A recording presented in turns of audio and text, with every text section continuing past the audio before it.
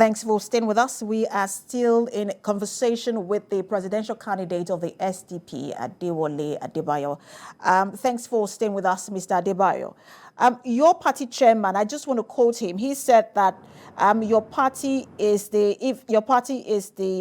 alternative, and will bring in. He's advocating new initiative in the administration of the country, but he did call you, he did say that you are going to change the narratives of the character of governance, and that's what he quoted. That's your national chairman, Alhaji Shehu Gabam. I just want to understand what you mean by changing the narratives of the character of governance. Okay, first, what we need, there are 5 things that we must change. First, we must change our philosophy about leadership, rulership, and occupying public offices. We must understand that the leader has to be a servant. In that case, from the beginning, he has to separate himself from that office. He has to know that the majesty is for the office, and the office is an agency of the people. So from that principle, he would estray himself and make himself accountable to the people right from start. First, you must declare your assets before you even start to go around campaigning. You must show to the Nigerian people that you are open and that you can be examined by everybody and you can account for your life up to date. Secondly, you must be able to articulate plans, not just make empty promises.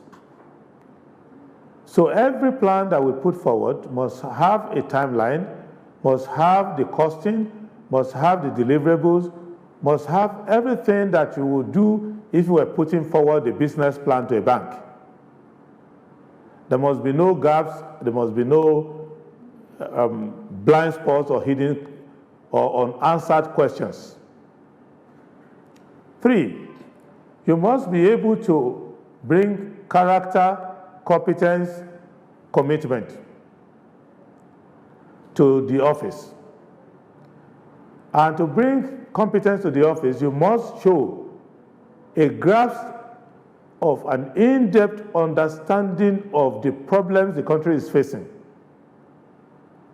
And you must have the courage to only tell the people what is going to work.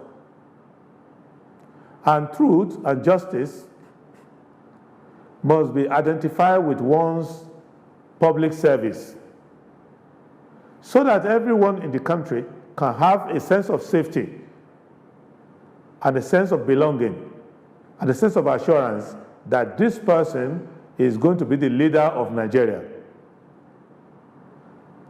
Again, we must transform the Kerala building for the country so that the young people of this country, on whose shoulders the development and industry of the country rest, must be many leaders who can look up to that president and make sacrifices on behalf of the country, because most of the things we want to do in Nigeria will require sacrifices starting from me as president and going to the last man on the street. There's no Messiah who is going to come and save the country. There can be a sacrificial lamb. And that leader must volunteer himself as that sacrificial lamb. And we must be the exact opposite of what has been happening from 1999.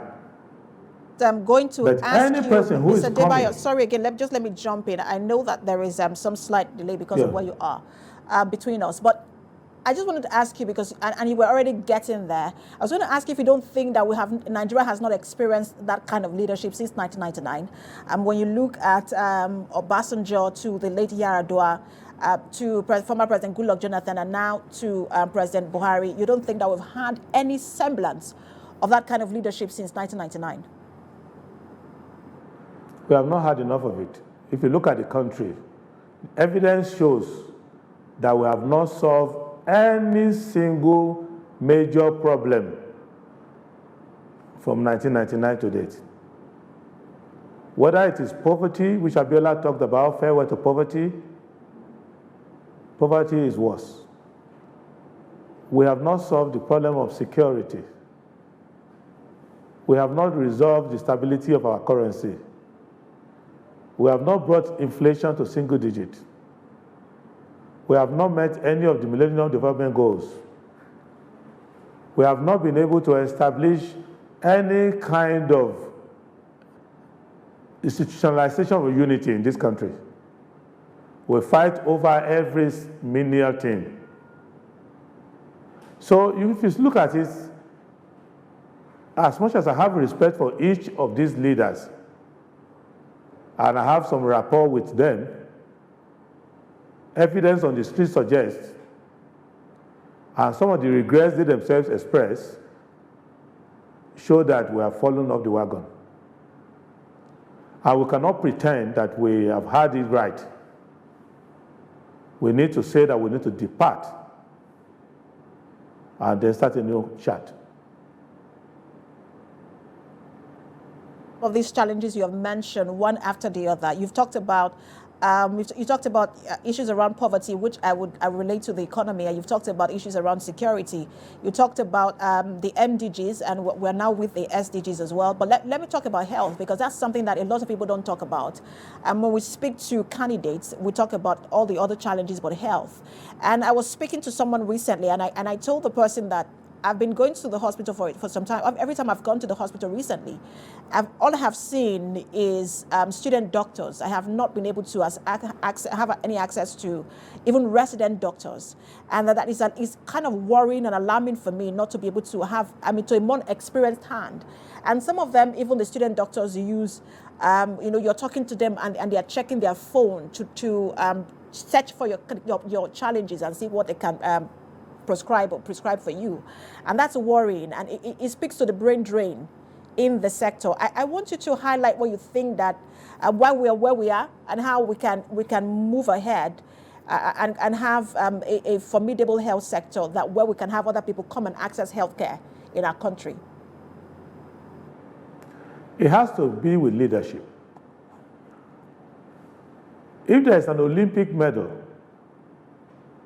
for medical tourism, President Muhammadu Buhari will win the gold medal hands down, without a challenge. And maybe the PDP candidates and the APC candidates will be struggling for a silver medal or bronze medal. So that does not show confidence to a country that wants to be medically independent. What is more painful in our medical history is that we were much better 50 years ago than we are now, even 30 years ago than we are now. So this is the third wave of the brain drain. We suffered the first one when our currency was devalued. And many of doctors thought they could go to Saudi Arabia and Europe and America. But what we are having now is a floodgate being open and everybody is going out. But the reason why we have not been able to arrest that issue are three things. One, we have not made sufficient investment in medical training.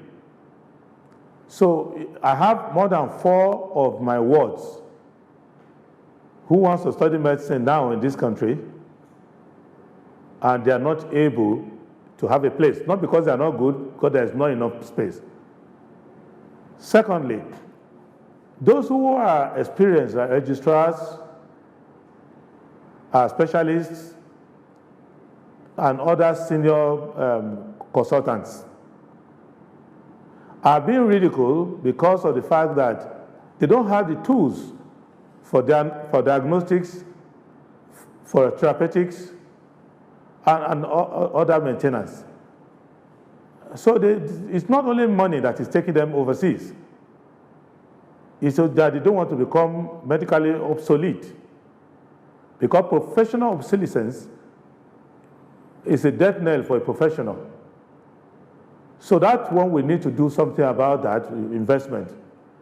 Then the third element is what I mentioned earlier, that the leadership of this country have their doctors overseas, whether it's President Buhari, whether it is his family, whether it is the Asiwaju Bola Ahmed Tinubu, whether it's former Vice President Atiku Abubakar, and many senators and people who are leadership, governors, including the governor of my state. He went overseas for weeks. We have to be like the Queen of England. She was born in London. She died in the UK. Healthcare she never went outside anywhere of for this medical country. treatment. So we need to do something about that to see that if all of us are locked in here, we will make the investment. And I was going to ask you... If you are talking of brain drain, when our leaders are medical tourists, it's an oxymoron. All right, Mr. Deba, I was going to ask you if you were saying that you have never accessed healthcare, whether whilst you were on vacation or whether you went there deliberately out of this country, that you have always, all your doctors are here, you have only always accessed healthcare in Nigeria. I have lived overseas before. So while being overseas, I've been entitled to medical care.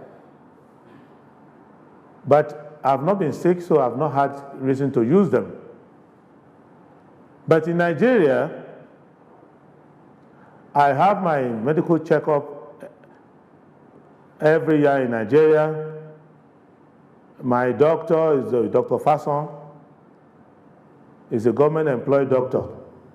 I asked you the question because everything I do is here. It's easy for us to throw stones and then, because integrity matters to Nigerians now. And so whilst we're throwing stones, we'll have to be sure that our own house is very clean. And that's why I asked you that question. But let's move away from that issue. I can assure you that there is no medical file all right, so of me anywhere in the world. And I know it's unfair because I'm a younger person.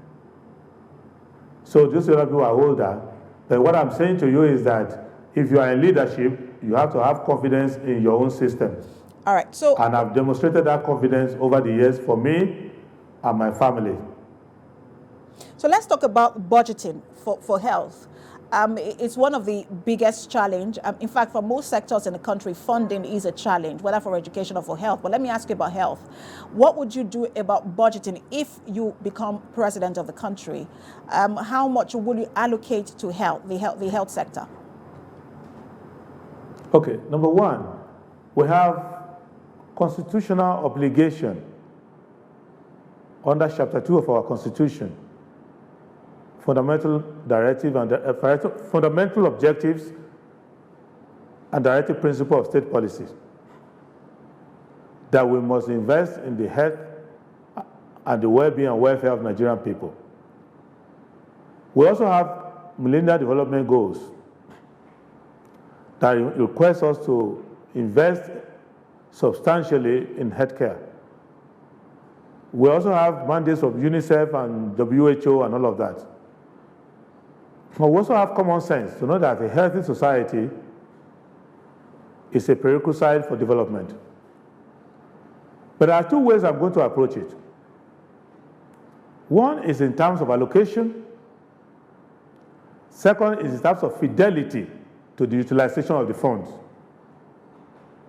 So even if you allocate 23% to health, if you don't release more than 7%, which is what they do most of the time, and if the little you release is siphoned, then you have not done anything. So what we are going to do is to ensure that, number one, that the concurrency of health, because health is the most concurrent of all, between the federal government and the state, any of them is entitled to invest in healthcare. And between the public sector and the private, any person is free to invest in health. So the creative way we are going to go about it is to make sure that all the savings that we make from stopping the stealing of crude oil, from stealing money from subsidy, and all the recoveries from Abacha loot and all the other recoveries, that at least not less than a quarter is greater as a special fund for social services, education and health and housing. So that additional money will come in. Then in terms of investment in healthcare, we have to invest money by creating a healthcare advantage that goes with all employment. So that if you are employed, you automatically enroll, whether you are sick or otherwise. With that method, there's a pool of fund which can be invested with counterpart funding to create capacity in the health sector. Additionally, we are going to ensure that hospitals enjoy tax breaks. It will surprise you that as a lawyer, I've had to do many cases of hospitals being shut down by some municipal authority, by being harassed by state governments of one levy or the other, on the assumption that they are a business. That is not fair enough. And when it comes to also importation of medical equipment and all the rest of it, there's a lot of tariff and levies and all of that. So, and then hospitals are also investing a lot of their money in infrastructure like lighting, like water, like all those things that hospitals elsewhere will not do. And then the last investment I'm going to make in that to make this funding easier, we're going to build specialist hospitals to be used by doctors. Because if you go around the world where these things work quite well, doctors don't set up hospitals. They have their medical office and they have access to these joint services. So once we do that and we now go back to the original foundation, which is to invest, release addition of 15%. I think that you've made really good, you've made your point. I'm sorry, I do have, because I have very few minutes left, and yes. I don't want you to leave without talking about issues around security, economy, and education. So I want to rush through those ones. But let me start with security, because you know that yes. It is a big challenge today. And you have said that any problem that AK-47 can solve is not a problem. It almost sounds as though you are saying that that the security challenge in Nigeria only just needs more AK-47. I just want to clarify that statement you made. If you think that it's just more AK-47 that we need to resolve the security challenge in the country. I said that with respect to banditry.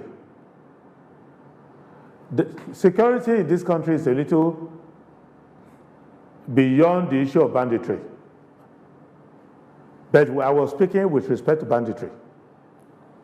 There's no bandit from the profile I've seen that is very strong mobile police force and the infantry of Nigerian Army will not deal with.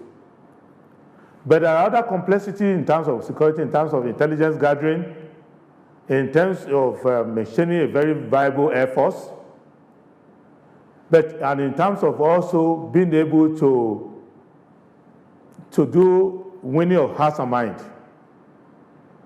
among the communities in which terrorists can be embedded. But I have said to Nigerian people that the reason why we have this prolonged insecurity has to do with three key areas. Our commander-in-chief, with due respect, is not competent and is not paying attention to the work. And because it is a job that cannot be shared with anybody, everybody has to wait for the sluggish approach of the commander-in-chief. So with a new commander-in-chief in the form of me, that problem will be solved. Second problem is that the handling of money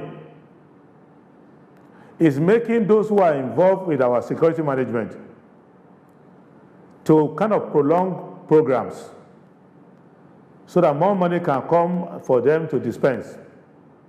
And I have evidence for that, and I will go to stop that. The third component has to do with... I'm glad you said that, because I was going to ask you earlier if you have evidence to substantiate what you just said, and I'm glad that you already said you have evidence. So please go ahead. Oh, yeah, so the third component of it is that we are reactionary in approach instead of taking precautionary steps. So we will expand the perimeter of the fight against terror so that we have a capability to stop them before they reach the country. Because a large component of the problem we have here arises from the ability of people to enter this country from far away and create camps in the forest and thereabouts. But we have models by which we can use. We have used that before to stop them from the Sahel, and they cannot get here. So, but there are also other policing issues and unknown gunmen, kidnappers, bank robbers, opportunistic or crimes all over the place. But I have the confidence that between the DSS, the DMI, and the Nigerian police, we will be able to contain that in short order.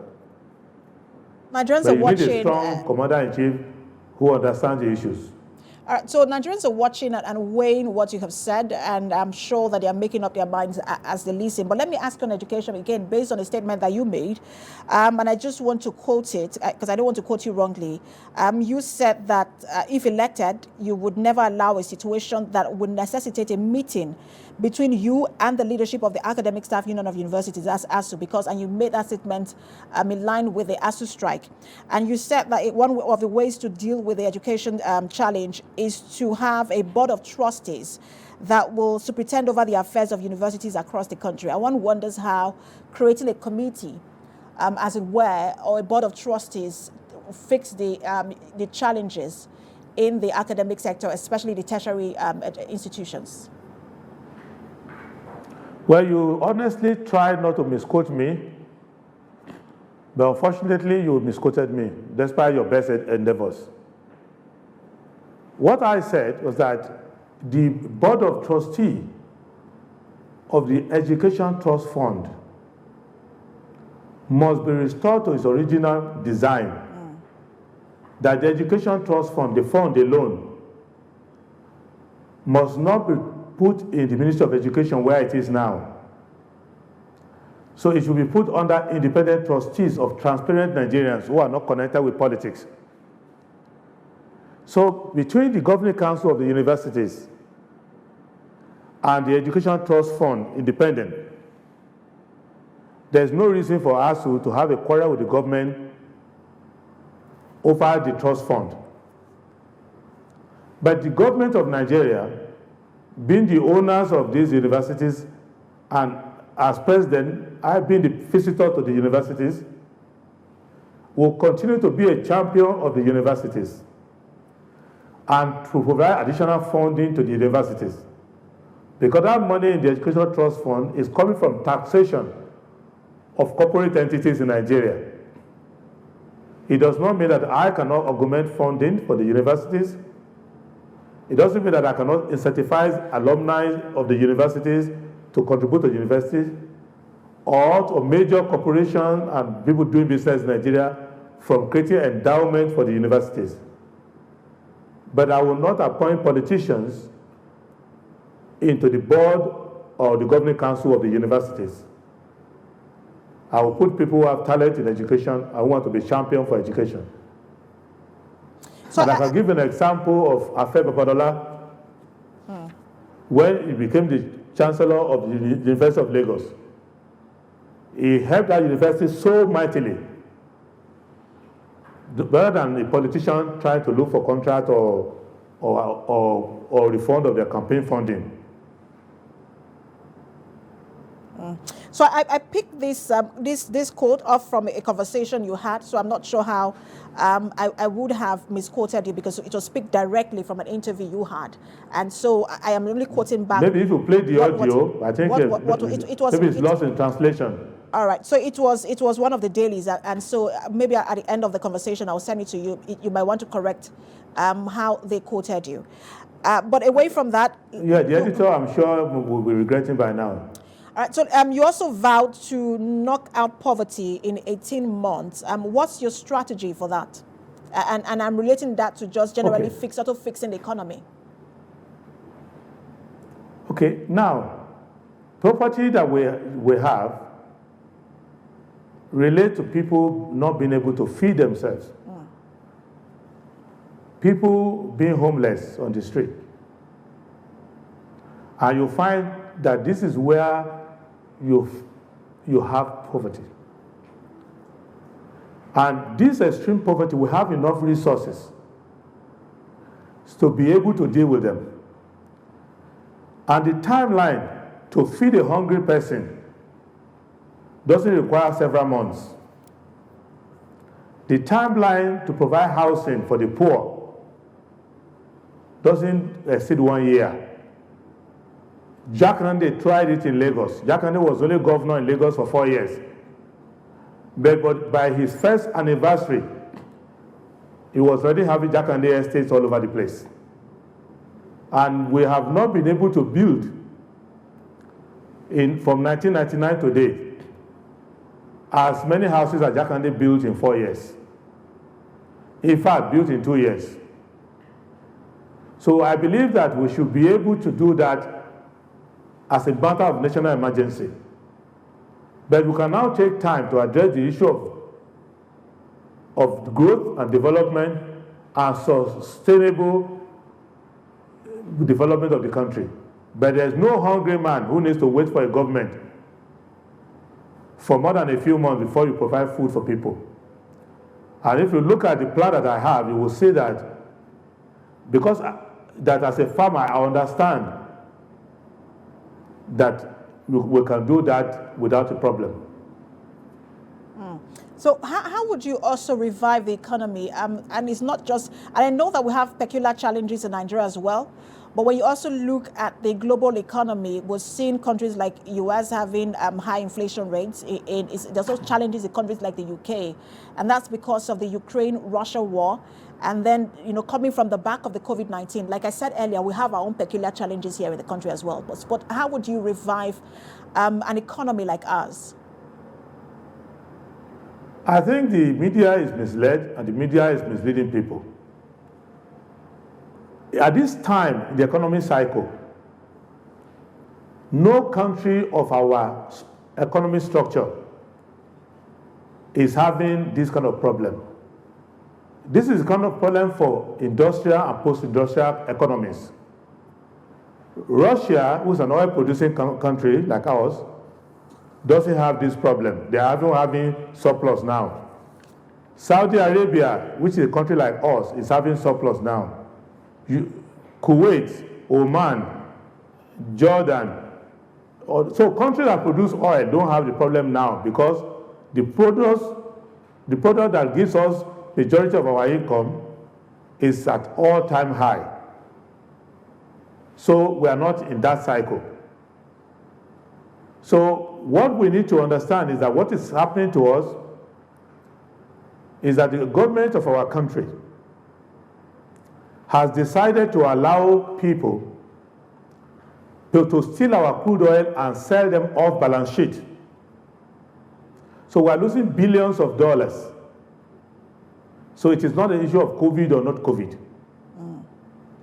Secondly, the management of our monetary system has allowed for a lot of the tools we can use to deal with inflation to be numbed and done by the government with deficit spending.